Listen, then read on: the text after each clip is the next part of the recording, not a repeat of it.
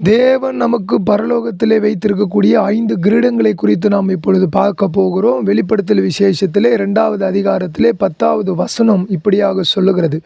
நீ படப்போகிற பாடுகளை குறித்து கொஞ்சமும் பயப்படாதே. இதோ நீங்கள் சோதிக்கப்படும் பொருட்டாக பிசாசானவன் உங்களிலே சிலரை காவலிலே போடுவான்.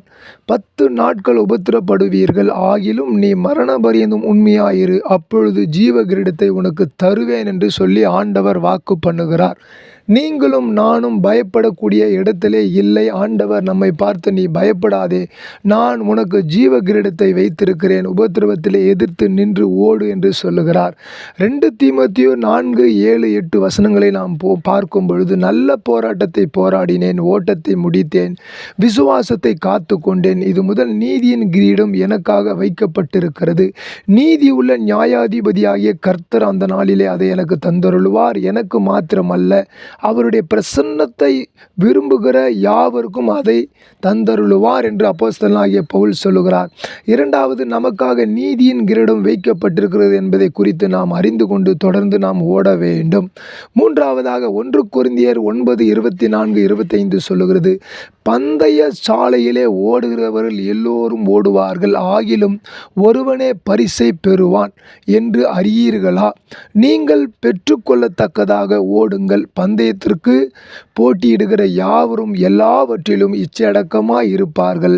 அவர்கள் அழிவுள்ள கிரீடத்தை பெறும்படிக்கு அப்படி செய்கிறார்கள்.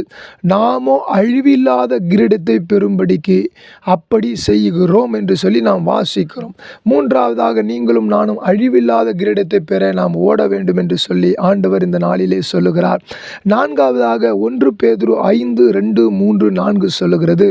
உங்களிடத்தில் உள்ள தேவனுடைய மந்தையை நீங்கள் மேய்த்து கட்டாயமாய் அல்ல, மனப்பூர்வமாயும் அவலட்சணமாய் ஆதாயத்திற்காக அல்ல, உற்சாக மனதோடும் சுதந்திரத்தை இருமாப்பாய் ஆள்கிறவர்களாக அல்ல, மந்தையை மாதிரிகளாகவும் கண்காணிப்பு செய்யுங்கள்.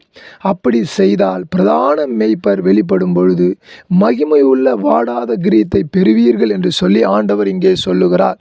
நம்முடைய ஊழியத்தினுடைய நிலைமையை குறித்து ஆண்டவர் சொல்லி, மகிமையான கிரீடத்தை நாம் பெறுவோம், தேவனுக்கு பயந்து நாம் ஊழியம் செய்ய வேண்டும் என்று சொல்லி ஆண்டவர் இங்கே நமக்கு காண்பிக்கிறார்.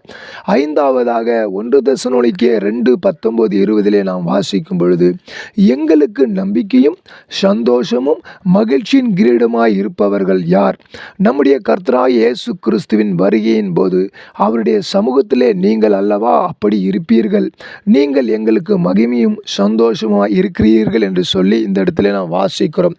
விசுவாசிகையாகிய நீங்களோ மகிமையின் கிரீடத்தை பெற கர்த்தர் உங்களை அழைத்திருக்கிறார். எங்களுக்கு மகிமையின் கிரீடம் கிடைக்கப் போகிறது என்று நான் நம்பிக்கையோடு ஊழியம் செய்கிறோம். தொடர்ந்து நாம் ஒருவருக்கு ஒருவர் இணைந்து நாம் ஓடினால் நமக்கு தேவன் ஜீவ கிரீடமும் நீதியின் கிரீடமும் அழியாத கிரீடமும் மகிமையுள்ள கிரீடமும் மகிழ்ச்சியின் கிரீடமும் தந்து நம்மை நடத்துவார் என்பதிலே அச்சம் இல்லை, பயம் இல்லை. நாம் தொடர்ந்து ஓடுவோம். கர்த்தர் உங்களை ஆசீர்வதிப்பாராக. God bless you. ஆமேன்.